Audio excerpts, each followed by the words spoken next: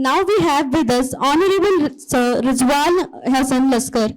Sir is working as an editor foreign affairs, the Hindustan Times, and is an experienced journalist and rewrite hand with a demonstrated history of working in news wires and newspapers. He is skilled in news writing, editing, features writing, and copy editing. He is a strong media and communication professional with a Bachelor of Commerce BCom focused in accountancy.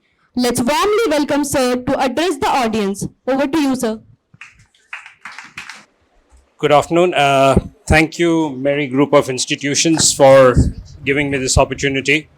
It's not, rare to come to an event where you talk about a subject and you find the word opportunities and challenges in the theme. But I think Europe is one area of the world where opportunities and challenges is just the right way to look at the relationship. For a long time, India's focus has been, on the closer neighborhood. Europe was somewhere that was further away. If people spoke about Europe, it was largely in the context of India's historic relations with the British, with Great Britain. And for a long time, that's how things went. But if you look at things now, there has been a huge shift in the way that India looks at Europe, and also the way that Europe looks at India. There are various reasons for this. One, of course, is that trade between India and European countries has really gone up. India is now, European countries, EU, is the third largest trading partner for India. We have close to 3 million people who are either Indian nationals or of Indian origin spread across Europe. And a growing number of people like you, students, are also now traveling towards Europe. Many people have shifted away from looking at only United Kingdom and the US and are looking at countries like Germany and France and even smaller countries as places where they can go and try and make, a better, take forward their educational career, but also looking at staying on and working there. Why? Because as Mr. Sahu mentioned a little while ago, India is signing up a lot of migration and mobility agreements, which allow Indian students to now stay on for a certain period of time after completing their graduation or their postgraduate degrees and work in Europe. You also have India now negotiating a free trade agreement with the European Union after having signed a similar agreement with the EFTA countries. So as we look at it, going ahead, Europe will become more and more important. There are also other reasons. I mean, Europe today has a very interesting, the European Union, I should say, has a very interesting relationship with India in the form of something called the Trade and Technology Council. Now, the European Union has formed a TTC with only two countries. One is America, the other is India. This shows you the importance that Europe is attaching to India. They are offering to share some of their most cutting-edge technologies in areas like AI, quantum computing, modeling, and this is the reason why this is something that is very important, because this shows how Europe doesn't look at India from the way it did maybe even 10, 15 years ago. The other area which people have referred to is security. Europe is now increasingly looking at the Indo-Pacific and wants to partner with India in very important areas such as maritime domain awareness, maritime patrols, and there is talk, but it's very, very nascent about Europe trying to form its own defense and security policy, about trying to have some sort of a military element to the EU, but that is going to take time. But the good thing is India does have very strong defense partnerships with several EU member states. For example, Great Britain, Germany, France, and these are the things that will help build a stronger security partnership in places like the Indo-Pacific. Also looking at, challenges. I think possibly more than any other country in the world, India was really challenged by the conflict in Ukraine. Because for once, you find almost all the members of the European Union coming together over Russia's invasion of Ukraine. And for us, this was a real foreign policy challenge because we have had a very strong relationship with the erstwhile Soviet Union and now with Russia. And while India has not in any way, censured or condemned Russia's actions, it has always pushed for, having an end to hostilities, an end to fighting, so that there can be, some sort of efforts to find a solution through dialogue and diplomacy. But at the same time, India has also had to grapple with things like, the cost of energy, the cost of food going up, the cost of fertilizers going up because of the war in Europe. And it's something that India will have to continue addressing in the days ahead because there is very little likelihood that this war is going to end. Possibly a beginning will be made in June when there is the first conference on the Ukraine war that is being hosted by Switzerland. But everyone is still looking at that conference as just a step forward. It's not going to be possibly the end of the process to end the war in Ukraine. So therefore, that is why I said rightly, this is both challenges and opportunities. In terms of opportunities, well, besides trade, it is also the people-to-people contacts. India is opening up new embassies in Europe as part of a move to, grow the relations with the countries in Europe. And Mr. Sahu mentioned Estonia. Estonia is in fact one of the countries where India is looking to have a diplomatic presence. And there are various reasons for it. One, of course, is the amount of digitization. But also at the same time, Europe is a phenomenal market. I mean, yes, it is a place from where we are looking at investments.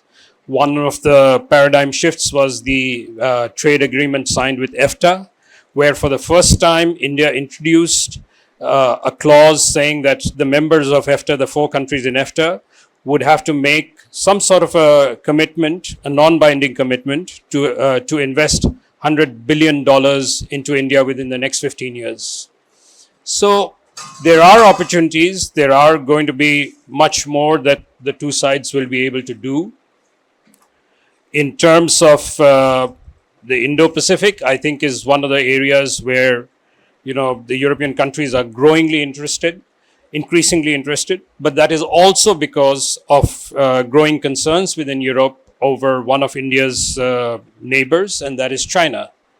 But, just as Brexit proved that, there is, Europe is not a monolith, that there are people who think in different ways. There are European Union members who don't perceive China to be as much of a threat as others. But, I think it's fair to say that almost all the members of the European Union would like to have some sort of a stake in the Indo-Pacific. And they realize that to have a stake in the Indo-Pacific, the best partner in the region is India. Because A, it's democratic, B, it's a growing trade partner, and C, the security interests in the Indo-Pacific for India and the European states dovetail. But then there is a problem there in the sense that besides France, most of the countries don't have a very strong navy that could give them a foothold in the Indo-Pacific. So that's why you see the Germans trying to send a warship a year to the Indo-Pacific, trying to make efforts to have greater naval cooperation with India. You have France, of course, which is a resident power in the Indian Ocean region, because they have about 1 million French citizens in the Indo-Pacific. They have a huge amount of exclusive economic zone in the Indo-Pacific. So these are all, the building blocks which are going to help the two sides create a much stronger relationship. And trade and migration and mobility, I think, are 2 more factors that will strengthen these relations. I think it'll be better if I could maybe take some of your questions later, and that could help drive this conversation. Thank you. We are delighted to have with us very versatile and dynamic personality, Dr. Anshu Joshi ma'am from Jawaharlal Nehru University. Ma'am is a highly accomplished scholar and expert in global security studies, counterterrorism initiatives, foreign policy, and women's studies. With a distinguished academic background including a PhD, MPhil, MA, and UGC NET qualification, as well as being a gold medalist in the BA course, Ma'am's insights and contributions are widely recognized and valued in academic and professional circles. Her extensive experience spans research, teaching, and corporate training, where she has conducted impactful sessions on corporate branding, storytelling, and creative writing. Additionally, Ma'am's involvement in media as a presenter and a scriptwriter for All India Radio and FM Gold has further enriched her profile, showcasing a deep understanding of international and national issues. Furthermore, Dr. Joshi Ma'am's publications in renowned journals and books on topics like climate change containment, Indian foreign policy, global threats such as COVID-19, and cultural diplomacy reflects her commitment to addressing pressing global challenges. We are privileged to have Dr. Joshi ma'am with us today to share her expertise and insights at MERI Dialogues 3.0. Welcome ma'am with a huge round of applause. Over to you ma'am. Thank you so much.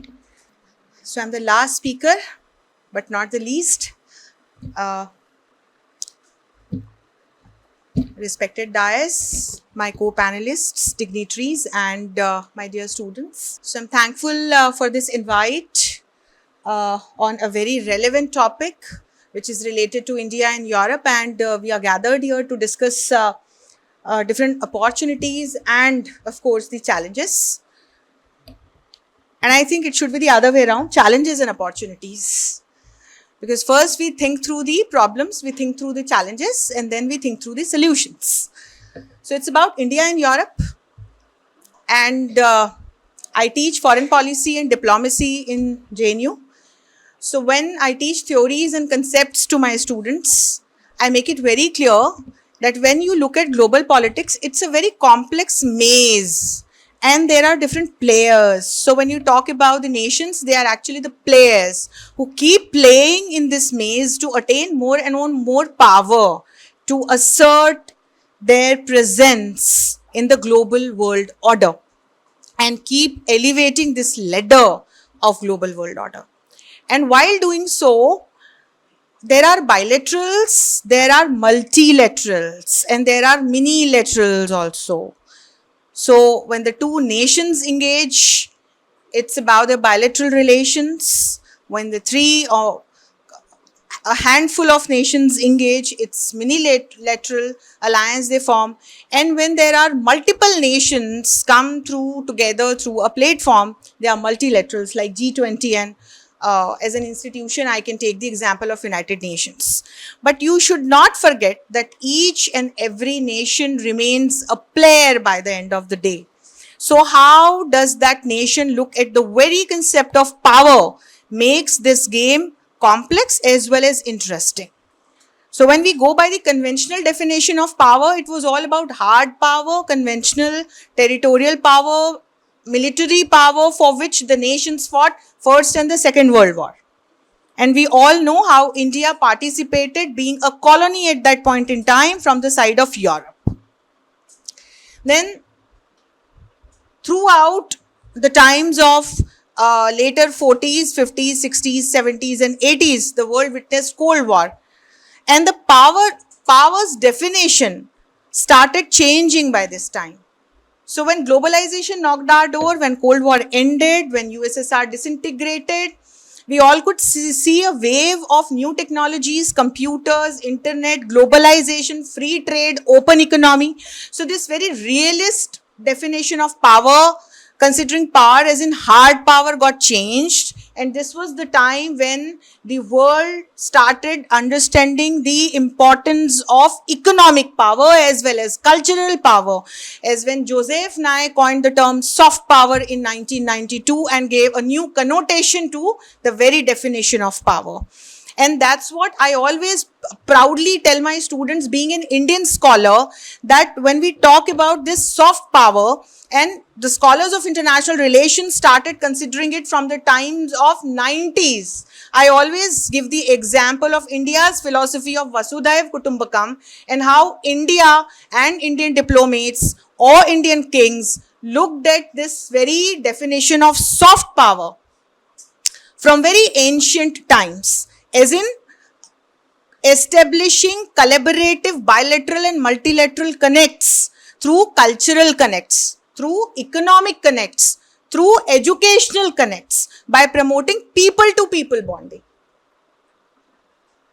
So while doing that, when India took over the presidency of G20, last year we had the presidency, and I will take you all to present times again.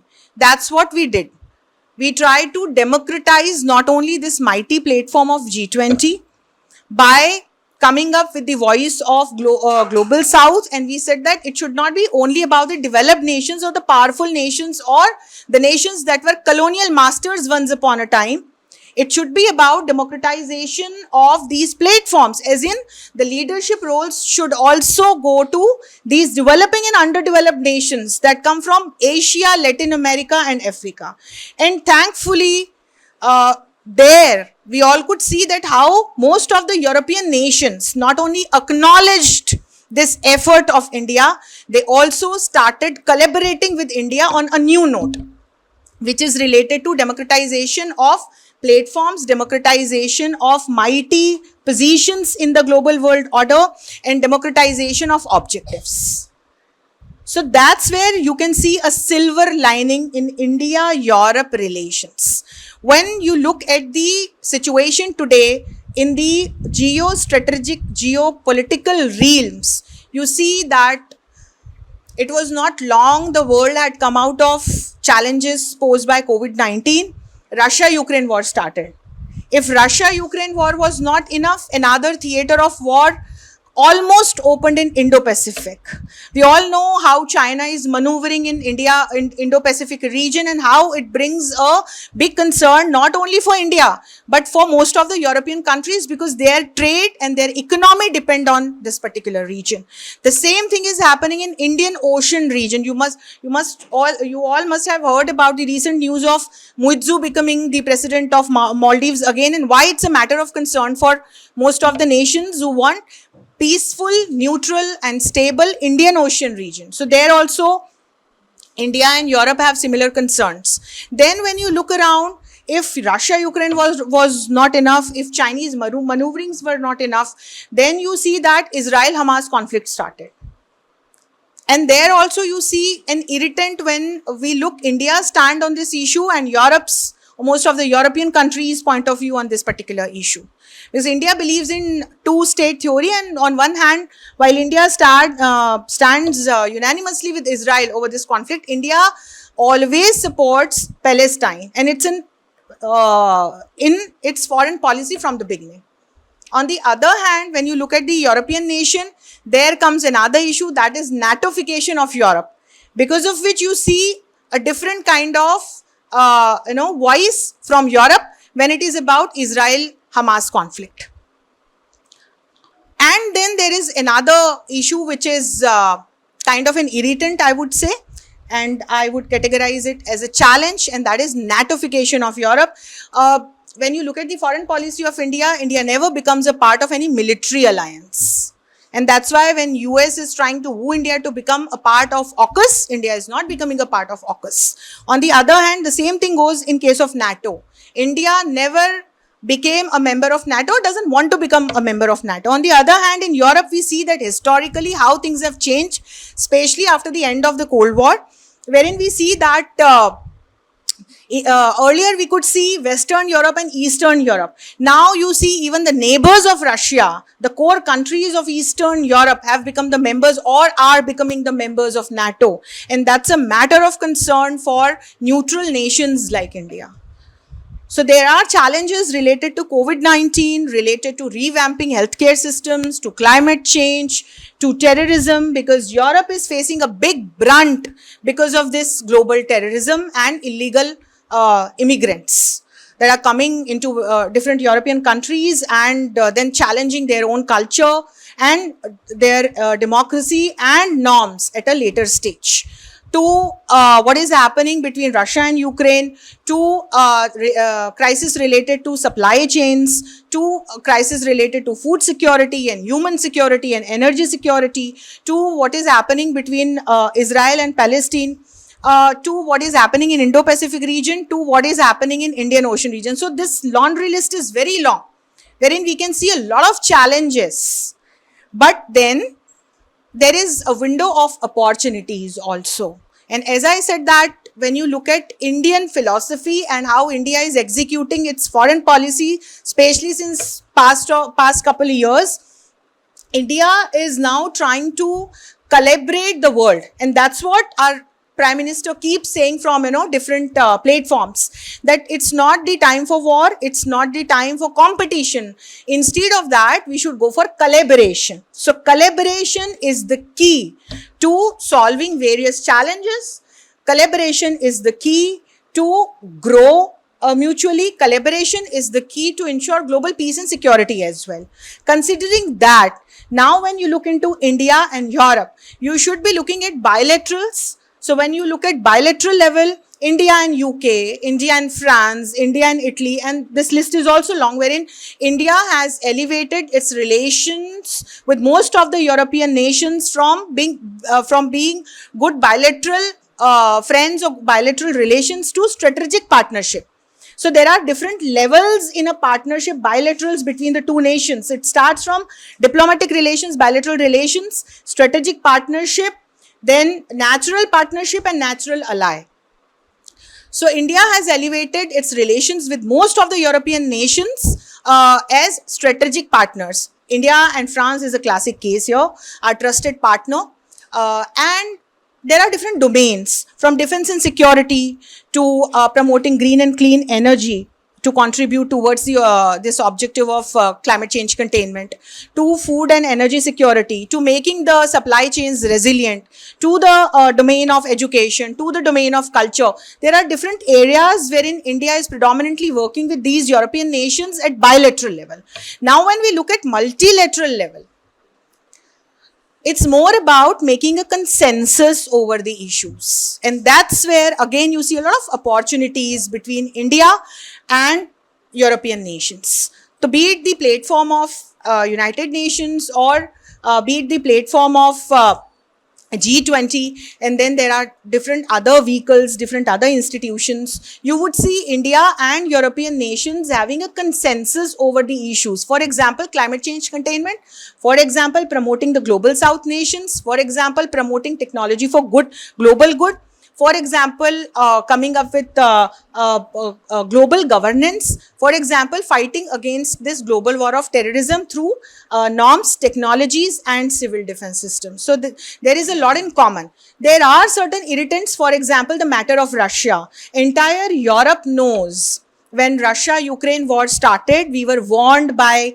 the chief of EU who participated in Raisina dialogue 2 years back that we should stop buying oil and gas from Russia. But that's what our external affairs minister replied with at that point in time, very confidently, that it's our internal matter, it's a matter of our bilateral relationship and our partnership with Russia. We continued buying oil and gas, and we could see later that how most of the European nations have suffered because of by helping Ukraine, but because obviously they are a part of NATO, and by condemning Russian supplies to European countries. So there is a big economic angle involved with all these things, and that is the reason why even a mighty nation like Germany went into the situation wherein it started facing huge economic crisis, for that matter, Britain also. So yes, there are certain irritants, but now Diplomatically, even these mighty nations know that when it comes to India, India doesn't mince its words. It considers entire globe as a family. But on the other hand, when it comes to its strategic interests, it is very clear about it. Be it about Indo-Pacific, be it about its friendship with Russia, or for that matter, be it about the matter of Israel and Hamas. But on other objectives that are the prioritized global objectives set by United Nations, as in SDGs, Sustainable Development Goals, or other objectives, India and Europe, they stand together. And that's where I see this, big window of opportunities with which both are excelling. And we would be able to see some new, announcements, new agreements, joint ventures to promote this global good and global growth. So on that note, I would take a pause and would welcome questions if anybody has. Thank you. Now, to further enrich our dialogue, we open the floor for question and answers. Moderating this session is Lakshya Taneja, student from the AJMC. Over to you, Lakshya. Thank you so much. Well, we heard so much about India and Europe, right? We heard about the trade, economy, and security policies, and so much more. I'm pretty sure about that this young generation would be having some questions regarding India and Europe and the relations between them. Yes, please. Good afternoon. My question is, how do educational partnership between India and Europe contribute to cross-culture understanding and global citizenship? Thank you very much for your question.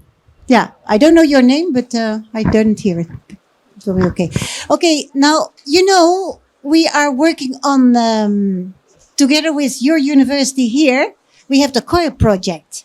That is a collaborative online international learning. And this project that is on personal leadership connect to core principles European integration. For that project, students, and there are a few here in this room, have to work in WhatsApp groups. And those students are from all over the world because they are from the University of Spain, they are from here, so they're Spanish and Indian. But at our university, the Hague University of Applied Sciences, we have many students through the Erasmus program. And they come from all over the world. They come from the United States also. So not only from Europe, they also come from Asia, from Australia, from all over. So they discussed during 6 weeks in groups of 10 students. They had to discuss topics like, what is personal leadership according to you? What is proactivity according to you? How did you do it this week? How did it go? They become friends among themselves. You can speak, but you should speak for me now. Okay, because here we have a personal, you did it. So you can say how it went. Yeah, Yes, I have been a part of it. I have been reading that. I have been studying that. Almost a year ho gaya. It's been a 1 year. But yes, I remember few things which were, the main thing which was being proactive. That you have to take steps. You cannot wait for someone's step and then you can give your reaction. You have to take the first step. You have to lead. And the second, which is in my mind right now, which is paradigm shift, right? Yeah. Paradigm shift. We have to see things from a different perspective. We cannot blame, right? कुछ हो गया तो चलो आगे बढ़ते हैं ना. इल्जाम खुद पे ले लो. Take the blames on yourself, correct things and move on. These were the main two things from my side. But you can continue, ma'am. Thank you very much, Lakshya. Yeah, so being open-minded, learning from the other cultures, how other people think in a different way because they have a different background, and learn from each other. So they all learned a lot from each other and you understand each other better. And this is how you contribute to peace also, through educational programs like this. Thank you.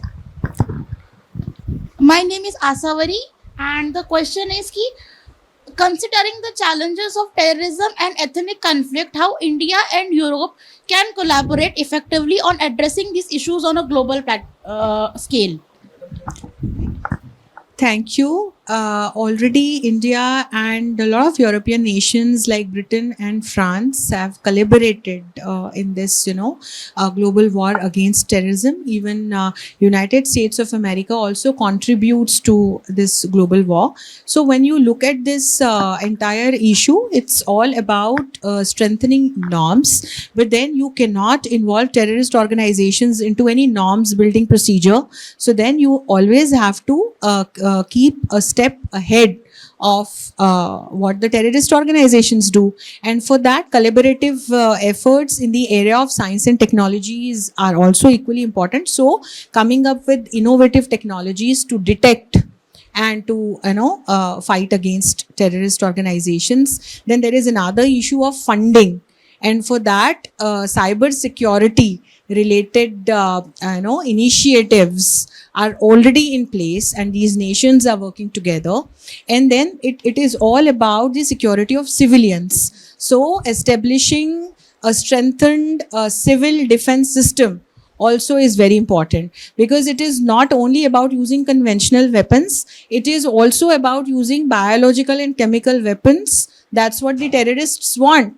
They want to create a state of shock or panic, and for that they use the most unconventional ways. So for that also there are norms in place, BWC and CWC, and all these nations are a party to these conventions and are further working with the help of technologies to strengthen the entire, this defense mechanism.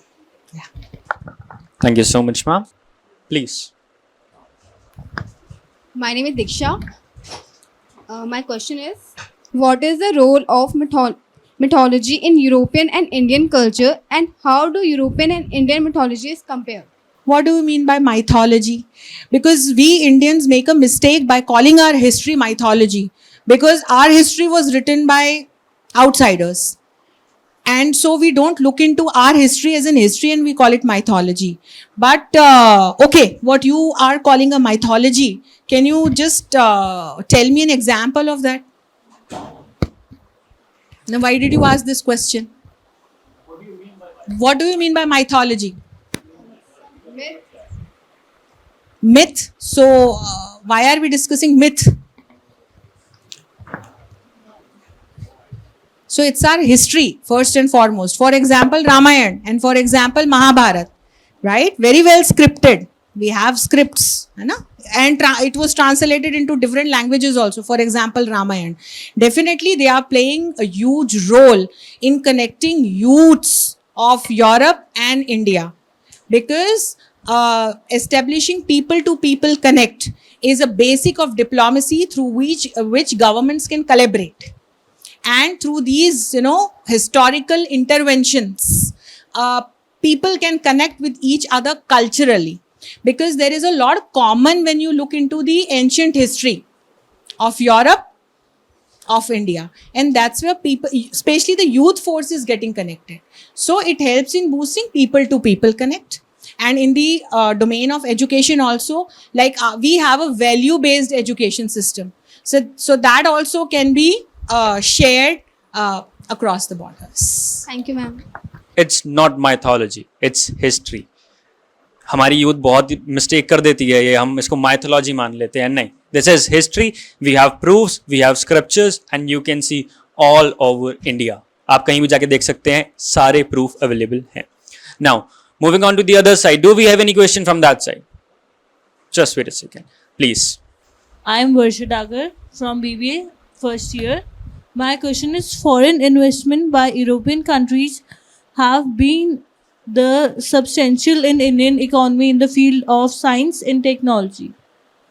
What scope you find in the terms of investment in agriculture and healthcare sectors? Yeah, thanks for the question. You're right that science is one of the areas where people have taken more of an interest. Agriculture traditionally, both sides, India and Europe. Why don't you sit down? India and Europe have traditionally been very protective of agriculture. Europe has very strong farmers' lobbies. They don't like, anyone trying to undercut that. India has been equally protective of the agricultural sector, because we don't want anyone dumping cheap agricultural products. So, speaking in that sense of in that framework, I don't think agriculture is an area where you're going to see a lot of investments coming in. It'll probably be more, the more of the traditional stuff. It'll be more of the services, more of science and technology, more of the green technologies are the areas where you're going to see more investments coming in. But you have to keep in mind almost all the investment agreements with European countries have either lapsed or they are no longer valid. And this is one of the things that the EU and India are now negotiating. They're negotiating a new investment agreement and bilateral investment agreement. And one of the reasons, one of the fallouts of the lapsing of all the investment agreements is the fact that insurance premiums have gone up. European investors are a bit more apprehensive about investing in India because, things like dispute resolution and all these other factors are not covered currently. My name is Jessica. What role can the EU play in helping India improve its healthcare system by 2030, especially in terms of enhancing to the public health services and medical research to the closer partnership by 2030? Interesting question, but I have a slightly different take on things like healthcare. You can learn from the best in the world, but I don't think healthcare is something that a country like India should be looking at others to improve. You can collaborate with other countries, but I think a beginning has to be made in India itself. You can possibly get the best of technologies, but then don't forget, India has one of the strongest pharmaceutical industries in the world. In fact, we provide generic drugs to a lot of people. We have good doctors. In fact, if you look at Europe, a lot of Indian doctors are working in Europe. I mean, the backbone of the NHS in Great Britain, they are all Indian doctors and Indian nurses. Everybody in Europe, I was in Europe recently, everybody in Europe wants to hire more Indian nurses. The Germans are looking at hiring more Indian nurses. We have such a great reputation for our healthcare workers.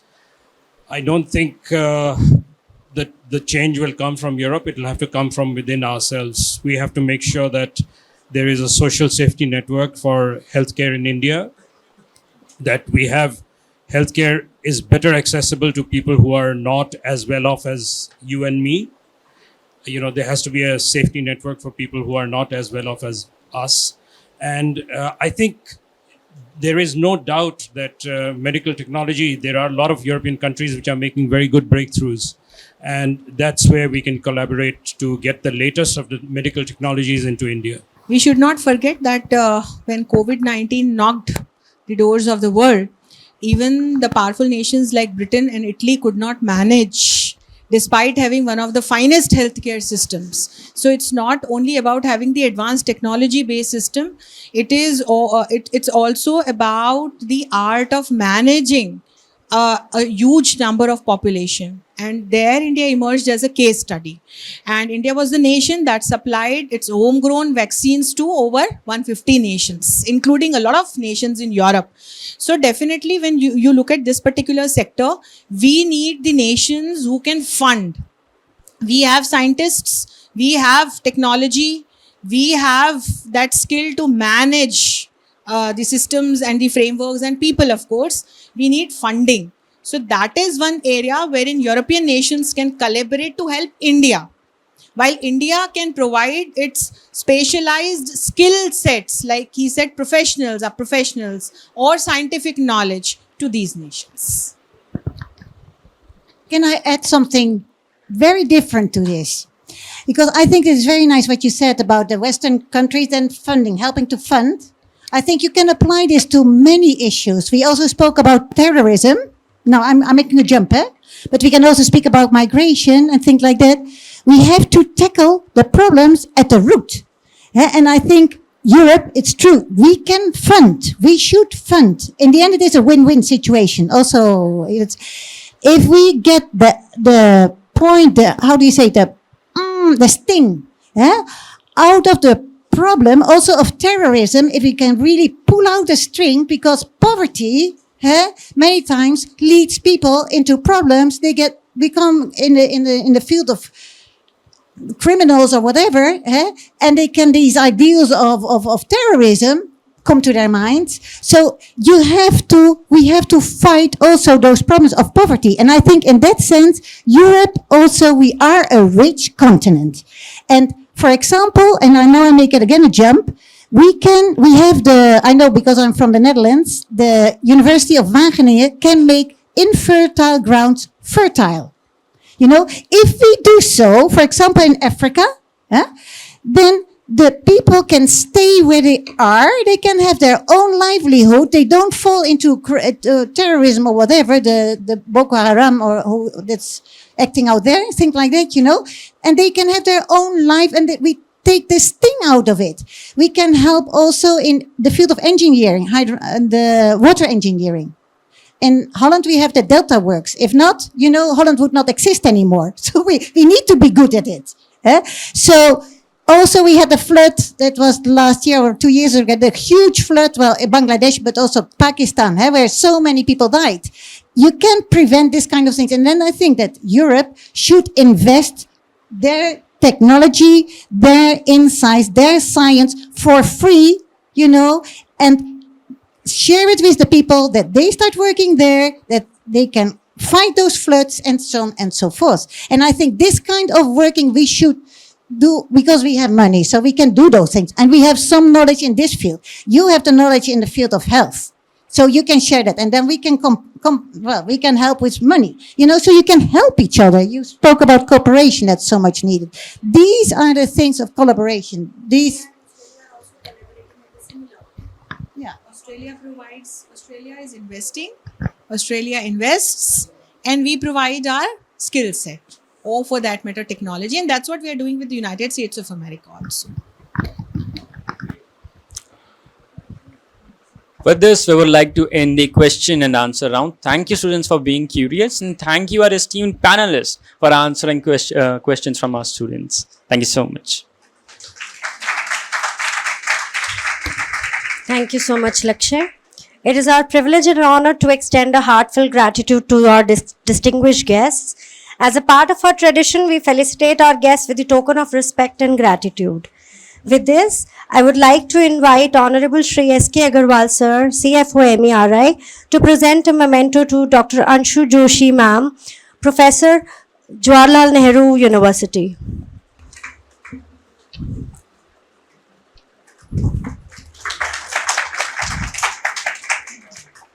Thank you so much, sir. Thank you so much, ma'am. May I now request Honorable Dr. Tapash Dey, sir, Head HR MERI, to present a memento to Mr. Rizwal Hassan Laskar, Editor, Foreign Affairs, The Hindustan Times. Thank you so much, ladies and gentlemen. Over to you, Kritika. As we approach the culmination of the intellectual event, let's hear a sum up of today's discussion by Dr. Rakesh Khurana, Advisor, MERI Group of Institution.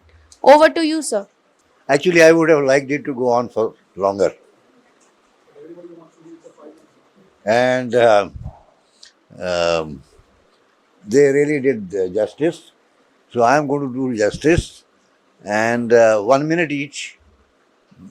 That makes it 3 sentences, 2 sentences each.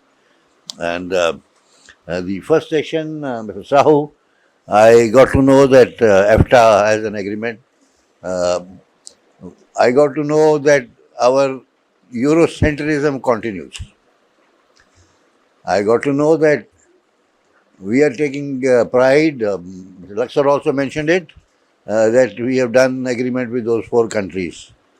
All I know is that there is money laundering which is done in those countries and hardly any investment from them. But be that as it may, it's an opportunity for some people.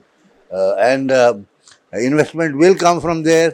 Where do they have the investment from? Their investment is something which is not formal money. Pardon my saying so. We could have discussed it, but we have not. The second market is a very easy one and a very difficult one. I have become a fan of Schuman. I am reading everything about Schuman, and the man who said one Europe, integrated Europe. He was a minister at that time, French minister at that time. Nobody heard him. And lo and behold, that was 1950. So that makes it 50 plus 24, 74 years onwards. And in our school, RK school, children have choreographed a musical piece after him. Yes. From where I heard solidarity, supernationality, and so on. Right. So thoughts have to be expressed sometime when hardly anybody might hear them. But they linger on if there is some strength about it. And it has been quite common, whether Gandhiji or Nelson Mandela or Patrick Lumumba or Schumann, they are not very appreciated during their lifetime, but they are when the time is come. So now the question is peace, actually. All what Dr. Joshi has said and others have said is related to peace. Ukraine, Hamas, and so on. And we have to start remembering people who brought us peace and taught us how to analyze peace and how can we go from conflict to peace. With that, I'll finish because, in a way, everybody's theme was that once I started thinking about it. Right? So, thank you very much for coming and all the best. I hope we'll have another session like this. Fully. Thank you.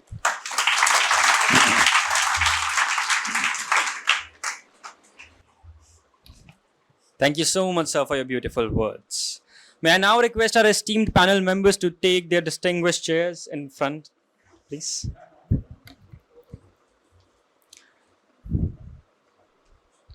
Before moving forward, let's express our gratitude. Please join me in welcoming Honorable Dr. Sadanand Pandey, sir, Associate Professor, Department of Journalism.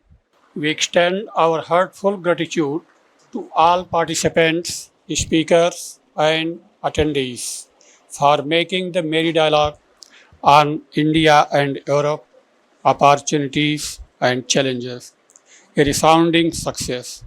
Your insightful contributions and active engagement have enriched our dialogue and deepened our understanding of the Indo-European relationship. Thank you for your invaluable support and commitment to fostering meaningful exchanges and collaboration. We look forward to continue engagement and partnership in shaping a brighter future together. I thank to Sri I.P. Agrawal sir, who always cares us, Sri Lalit Agrawal, Professor Lalit Agrawal sir, who always takes care, and without his cooperation we can do nothing. I thank to Sri S.K. Agrawal sir and to Dr. Rakesh Agrawal sir, Dr. Tapas Dey sir, Professor Deep Shikha Kalra ji, Dr. Ritu Agrawal ji, and HOD of BJMC, Dr. Nutan Bharti. I thank to all the PCs, CCs, faculty members and staff. Thank you very much.